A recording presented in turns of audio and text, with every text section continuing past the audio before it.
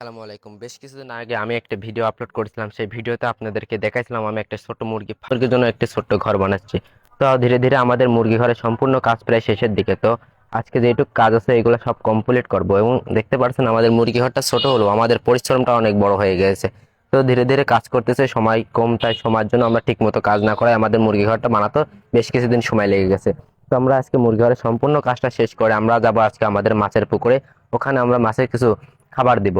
তো বেশ কিছুদিন বৃষ্টি হচ্ছিল, তো এই মধ্যে আমরা ঠিক মতো মাছের খাবার দিতে পারি নাই। ছোট্ট পুকুর হলো, এর ভিতরে পর্যাপ্ত পরিমাণ মাছ দেওয়া আছে। এত পরিমাণ মাছ দেওয়া আছে যে পুকুরের খাবার এগুলো যে কোনো প্রাকৃতিক খাবার, ওই প্রাকৃতিক খাবারগুলো শেষ হয়ে যায় এবং আমাদের পুকুরের পানিটা সাদা হয়ে যায়। কচি পানা এগুলা, এই কচি পালাগুলো এর আগেও দিয়েছি, একদিন দিলে 2 দিনের মাথায় দেখা যায় আমাদের পুকুরে কচি পানাগুলো আর থাকে না। তো তার আগে আমরা কিছু মাছ মেরে নেবো, আমাদের খাওয়ার জন্য কিছু মাছ মেরে নেবো। সেই মুহূর্তে যদি আমরা প্রথমে যে কচুরি পানাগুলো দিয়ে থাকি, তাহলে আমাদের পুকুরের মাছ কচুর পালাগুলা খাবে, কিন্তু আমাদের বড়শিগুলা খাবে না।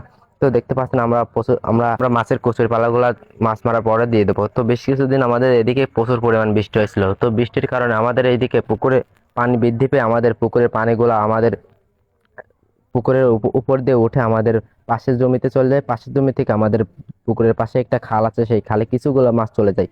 তো এর আগেও আমরা প্রচুর পরিমাণে খাবার দিতাম পুকুরে। তো আমরা খাবার দিতে। আসসালামু আলাইকুম, সবাই ভালো থাকবেন, সুস্থ থাকবেন, আমাদের জন্য দোয়া করবেন। ভিডিওটা ভালো লাগলে অবশ্যই পেজটাকে ফলো দিয়ে রাখবেন।